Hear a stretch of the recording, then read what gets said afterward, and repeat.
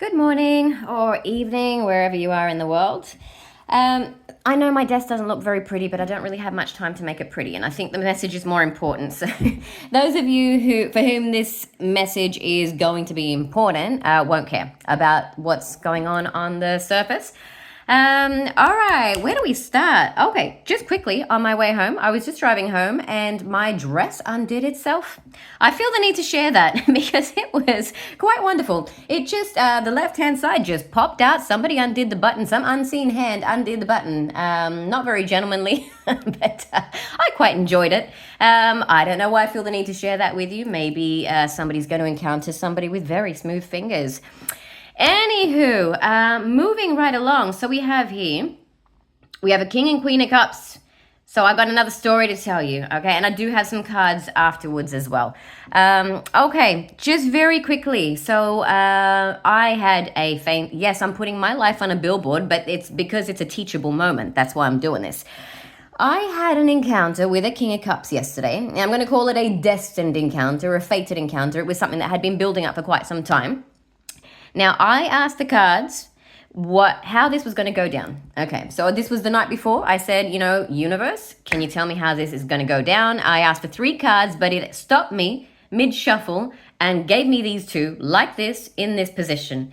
So when you see this, that's looking pretty good, right? All looking pretty good. We have counterparts, don't we? Yeah, King and Queen of Cups, and they're facing each other. That was so significant.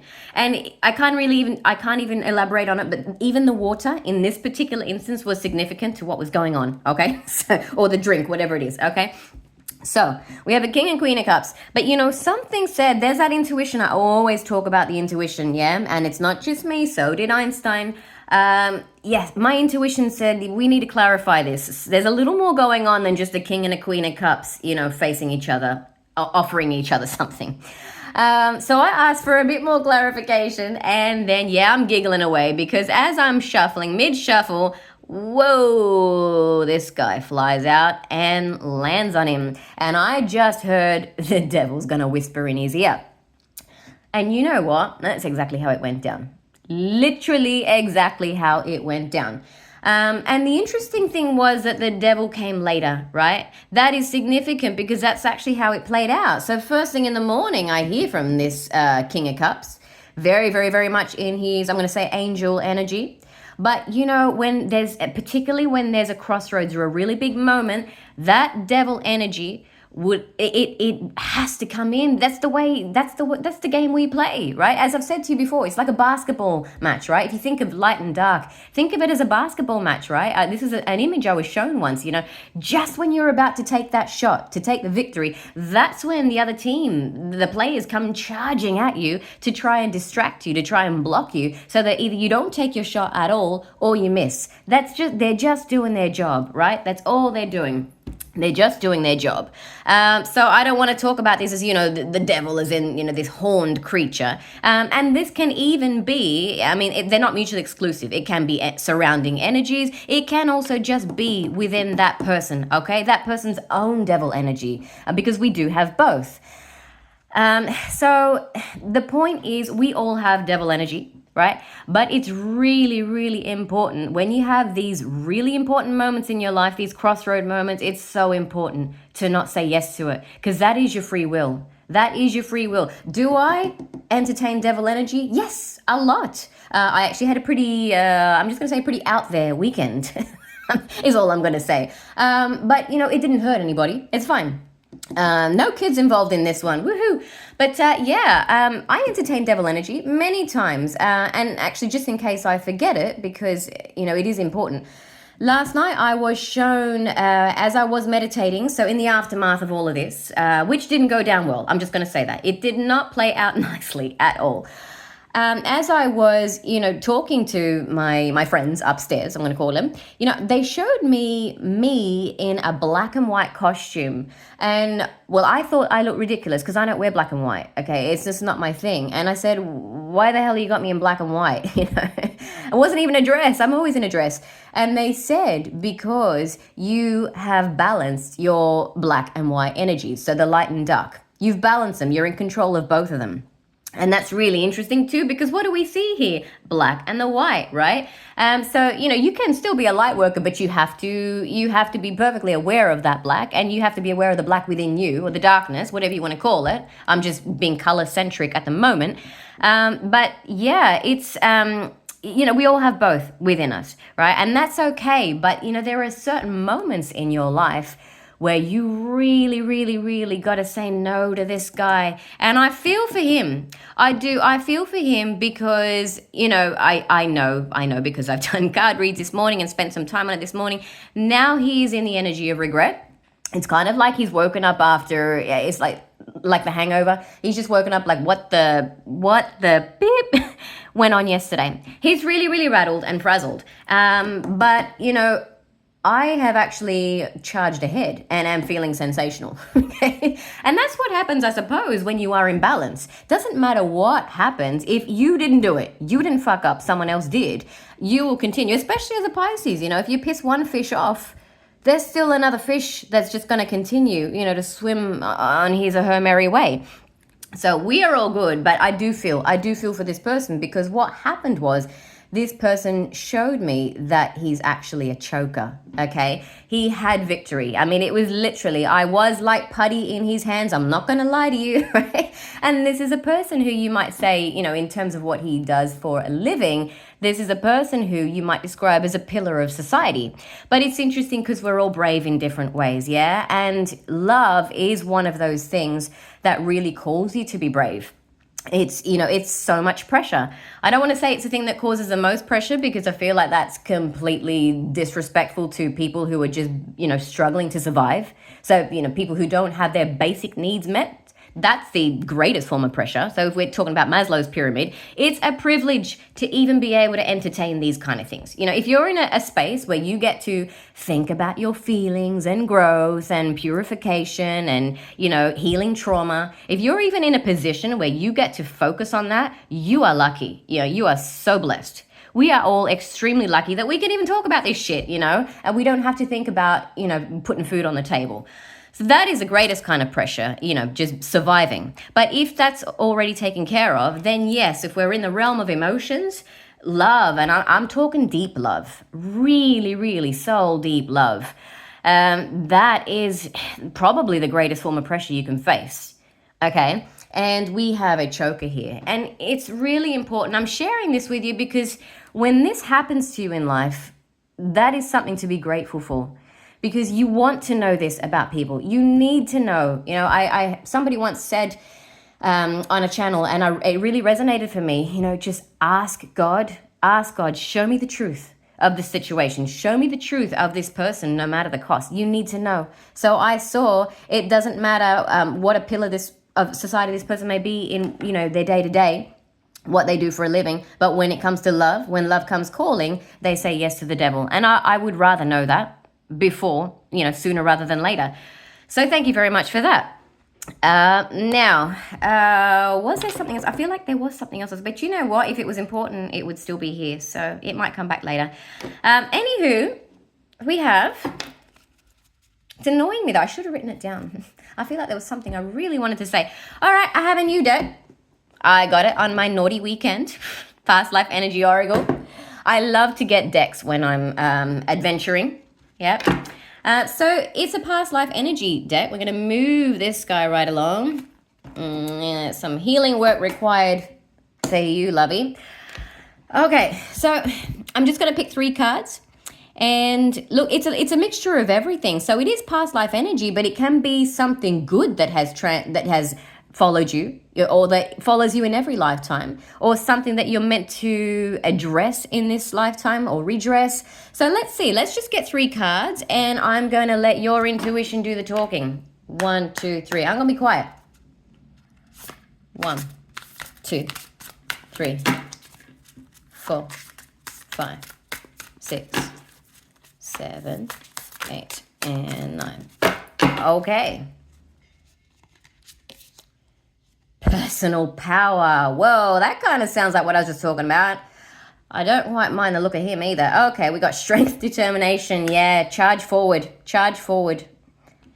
No matter what, you have no control. Oh, I said I wasn't going to say anything. Okay, just quickly. You have no control. Doesn't matter how much in the light you are. You have no control over what energy other people choose to focus on or other people choose. You have no control over that. Only yourself, yeah? Personal power. Charge forward no matter what. Shaman. Healing energy. I will say something about that actually in a moment. And success. They're all great cards. And I'm going to say, because this is a past life oracle deck, there's a lot of shitty cards in this. Yeah, there are loads. And these are all great cards. Success. Personal or professional achievement. Okay, so if you found this reading, woohoo. Yes. Okay. I'm going to put you down. Now, what was I going to say? Oh, here's my bloody ADHD coming in. What was I going to... Oh, yes, the healing energy. So one of the things that I did to transmute what happened yesterday, I'm not going to lie to you and say I'm completely bulletproof or impervious to any kind of feelings of disappointment. Of course I had them. I did. But as part of my transmutation, which is probably my favorite word, or I would say my superpower, I did go back last night, actually, healing, and I was actually, I don't want to say advised, I was guided to go back to myself as a child in primary school. And I had to talk to this little girl who, kind of always felt that she wasn't the pretty one, or she wasn't the smartest one, or she just wasn't the popular. She just wasn't. Yeah. Complete the sentence. And I had to basically sit with her and show her me. And I will say I looked $1 million yesterday. Of course I did. I was meeting up with the King of Cups. So I had to go there as that version of me. I might even wear that dress for you on Friday. And say to her, look, you know what? This is how you turn out, okay? This is you in the future. You end up being Wonder Woman. You end up being able to extract the truth from people. You end up with healing powers, yeah? Not just for yourself, but for other people as well. So you actually end up really fucking cool, okay? So I want you not to fret now and just enjoy your childhood, okay? I did do that last night. And it was interesting because, I thought that I was already healed, pretty much. But no, we're always healing, always. Yeah, it's never really past tense, right? If you're completely healed, what are you here for, right? Unless you've just come for a lifetime of complete altruism, but that's very rare. All right, I'm loving these. I will though, because I set the intention before I started. I set the intention to do 3 of each. Because look, this deck as well, the Time Traveler's Oracle, which I also got on a little fun outing, that has been resonating with a lot of people. I'm getting a lot of messages privately actually over that one. Yes, I know a lot of the people that watch my channel are quite reticent, but that's okay. That's fine. I don't mind. Look what just was on the back of the deck, by the way. Magic. Woohoo. All right. 1, 2, 3. Yes, I like the number 3. 1, 2, 3, 4, 5, 6. Well, okay, you want to come out. What do you want to say? Grounded. Oh, that is Uluru in Australia. Absolutely magical. Oh, I just said the word magical. Oh my goodness. Yeah, I was actually there, and I was there in a tempest, and it was one of the most profound moments of my life. I would thoroughly recommend anybody, who's able to visit Uluru.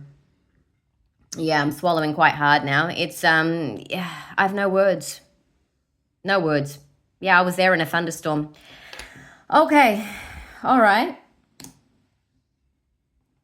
What else have we got? I'm going to do 2 more.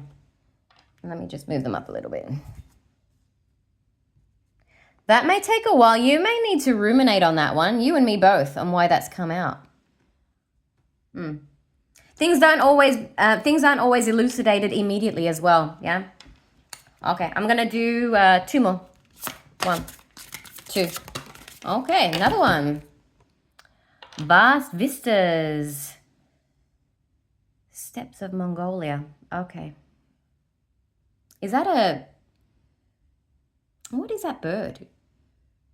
I can't quite tell. It looks like an eagle to me, or is it a hawk? I don't know. Doesn't really matter. It's all I'm focusing on there is the bird of prey. The bird of prey. So we have, and now that's looking to me like, yes. It's about having a bird's eye view. It's about seeing the bigger picture. And that reminds me, that was a message actually that I was given yesterday. It's about seeing the bigger picture, even if it feels like you're down in the valley. All right, one more. One more. I can't stop looking at both of these skies as well. Yeah, something about a bird's eye view. 1, 2, 3, 4, 5, 6, 7, 8, and 9. I did just get a memory as well. I don't know why they want me to share this. It may be for somebody. I remember I went falconing once, a few years ago. Went falconing.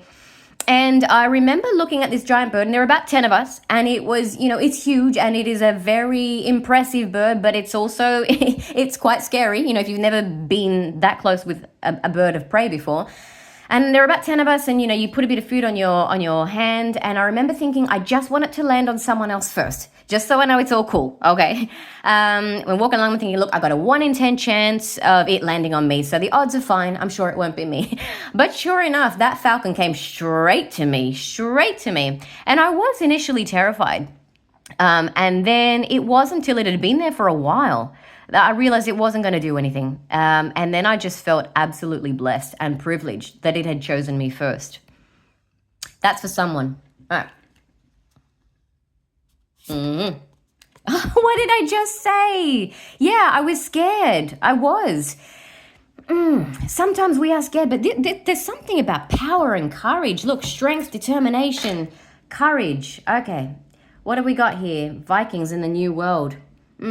I feel like someone's life is about to change as well. I do. But I want to look at the bottom. Yeah, okay. I have to, because this is now the 3rd time, and I think I've done 3 readings with this deck because it's fairly new. That's 3 out of 3 now. Adventures are awaiting, yeah? But you have to be brave. They're not going to make themselves happen. You got to do it. There. And we're done. I'll talk to you soon.